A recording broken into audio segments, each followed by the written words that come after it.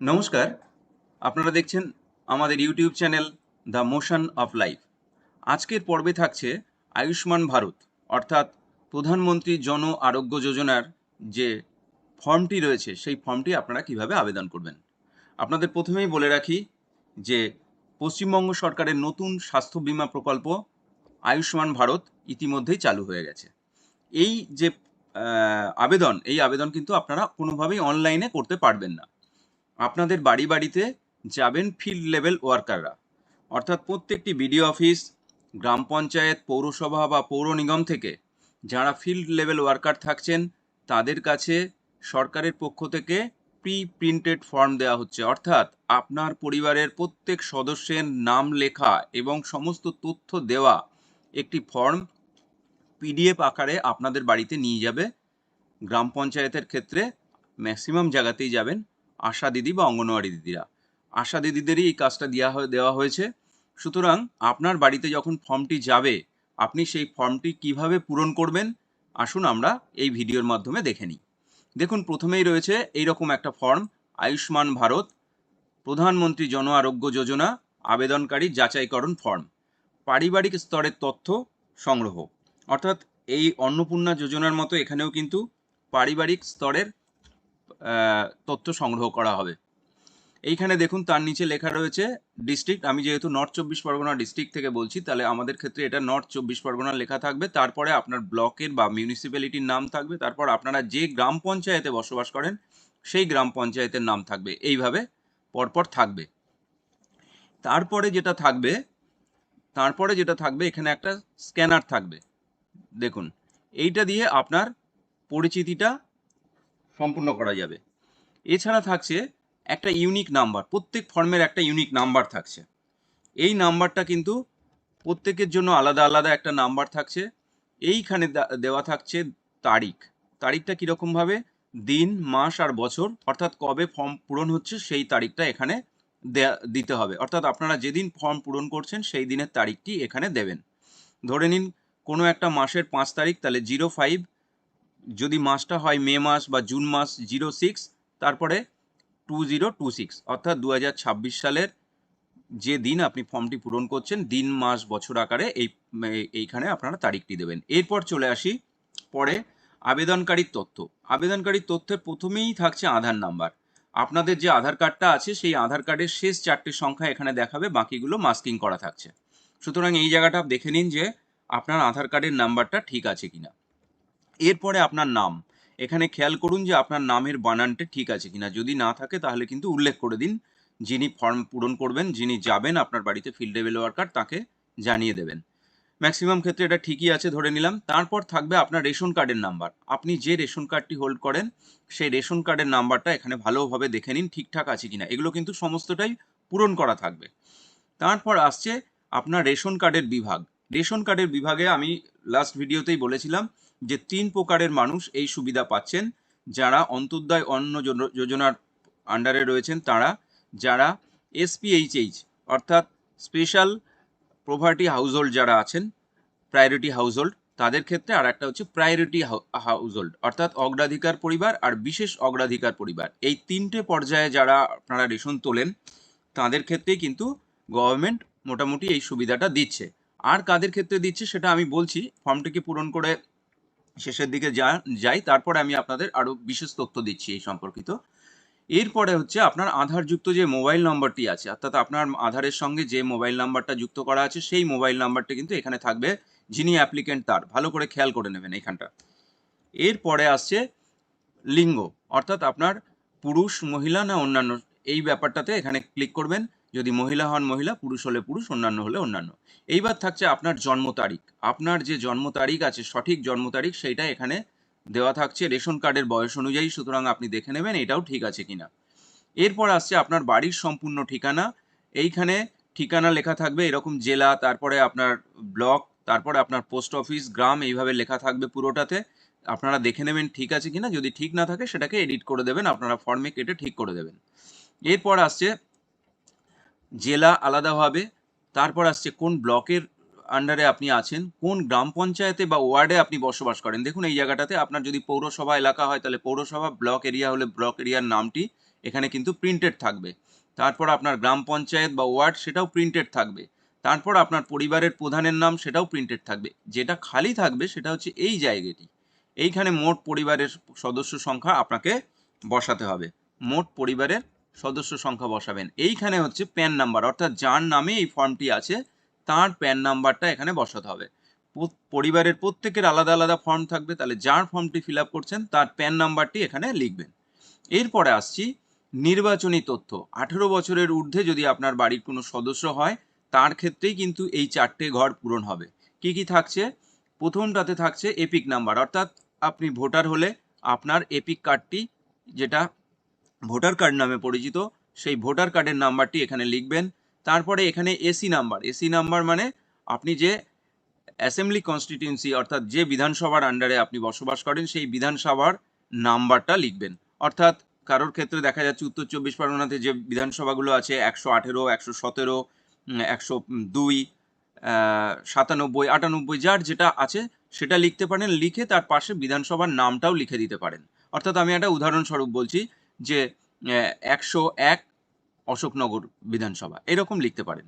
তারপর হচ্ছে সেই বিধানসভার যে পার্টে থাকেন সেই পার্ট নাম্বার, সেই পার্টের যে ক্রমিক সংখ্যায় আপনি নামটি এখন রয়েছে, অর্থাৎ আপনি যদি voter list, current voter list দেখেন বা মোবাইলে আপনার এপিকটা দিয়ে চেক করে নেন যে আপনার কারেন্ট ভোটার লিস্টে যা যা তথ্য আছে সেই 4টে তথ্য এইখানে একদম নির্ভুলভাবে দিতে হবে।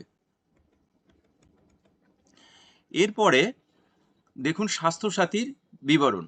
স্বাস্থ্যসাথীর একটা ইউআরএন নাম্বার আছে। আপনারা প্রত্যেকটা পরিবারেই মোটামুটি স্বাস্থ্যসাথী আছে। সেই স্বাস্থ্যসাথী কার্ডের কিন্তু হোল্ডার হতে হবে এক্ষেত্রে। স্বাস্থ্যসাথী কার্ডের যে নাম্বার 17 সংখ্যার আছে দেখবেন কার্ডের একদম নিচের দিকে, সেই নাম্বারটি হুবহু একদম দেখে সঠিকভাবে এখানে লিখে দেবেন। এই হয়ে গেল আপনার পূরণ করার জায়গা। এরপরে কিন্তু যেটা পূরণ করবেন তিনি হচ্ছেন FLW, অর্থাৎ ফিল্ড লেভেল ওয়ার্কার। আমাদের যারা যাচ্ছেন তারা এই ফর্মটি আপনাকে দেবেন রিসিভ হিসাবে, যে আপনার ফর্মটি নেওয়া হলো। যখন আপনি ফর্মটি জমা করবেন তখন এই দেখুন এইখান থেকে কেটে দেওয়া হবে, এই জায়গা থেকে কেটে আপনাকে বাকি নিচের পার্টটা দেওয়া হবে। কি কি থাকছে সেই নিচের পার্টে দেখে নিন। আপনি যিনি ফর্ম পূরণ করলেন তিনি পুরুষ না মহিলা না অন্যান্য, তার নাম, তার রেশন কার্ডের নাম্বার, তার জন্ম তারিখ, আর এইখানে থাকছে সেই FLWর স্বাক্ষর। তিনি তার নাম এবং ডেট এখানে দিয়ে দেবেন। এই গেল আপনার রিসিভ, এইটুকু অংশ। এইবার আসুন পরের পাতায়, যেটা কিন্তু আমাদের যিনি যাচ্ছেন আপনার বাড়িতে ফর্ম পূরণ করানোর জন্য তিনি কিন্তু এটা নিয়ে আসবেন। কি কি নিয়ে আসছেন? এখানে আপনার একটা ডিক্লারেশন থাকছে যে আপনি যে আবেদনটি করলেন সেটি বাতিল করা বা সেটা গ্রহণ করার একটা মাপকাঠি আপনাকেই ডিক্লারেশন আকারে দিতে হচ্ছে। অর্থাৎ আপনি এখানে ডিক্লারেশন দিচ্ছেন কি, যে পারিবারিক বার্ষিক আয় 8 লক্ষ টাকার বেশি হ্যাঁ কিনা, আপনার পরিবারের 1 বছরের ইনকাম, পরিবারে যদি 2-3 জন সদস্য ইনকাম করেন তাহলে সকলের সমষ্টিগত এখানে ইনকামের কথা বলা হয়েছে। কিন্তু পরিবারের পুরো বছরের যে ইনকাম সেটা যদি 8 লক্ষ টাকার বেশি হয় তাহলে হ্যাঁ, না হলে না। এখানে টিক দিয়ে দেবেন, জাস্ট এইভাবে টিক দিয়ে দেবেন। হ্যাঁ হলে হ্যাঁ, না হলে নাতে টিক দিয়ে দিলেন। তাহলে আমি ধরে নিচ্ছি এখানে না, তাহলে আপনি নাতে টিক দিলেন।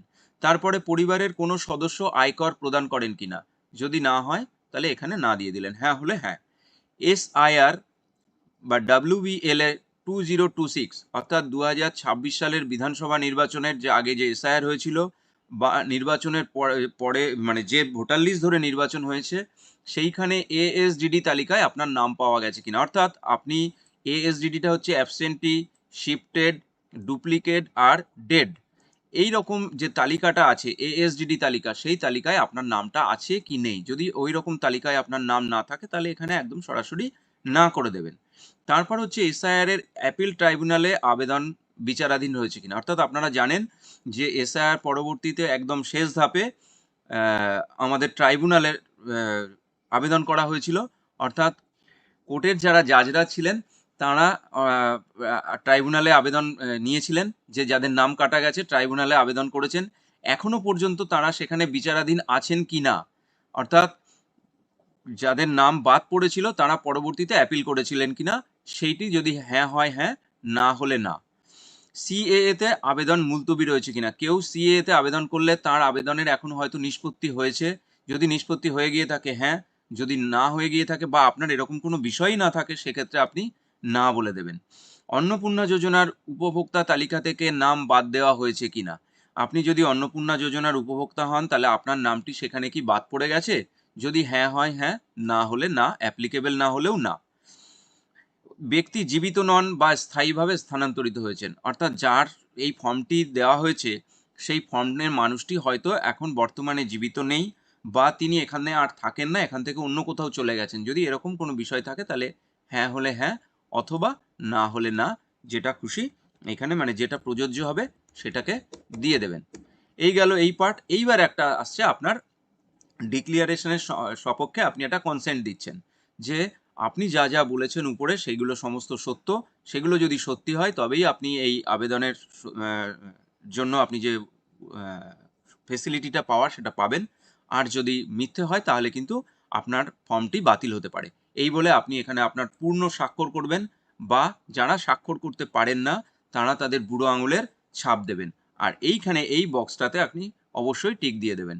বাঁদিকে দেখুন এই বক্সে টিক দেবেন, আর এইখানে আপনার নাম, পুরো নাম লিখবেন, ডেট দিয়ে লিখবেন। এই গেল। এরপর হচ্ছে আমাদের যিনি ফ্রন্টলাইন কর্মী থাকছেন, যিনি আপনার বাড়িতে যাচ্ছেন, তার পার্ট। এইখানে কিন্তু আর আপনার পার্ট নেই।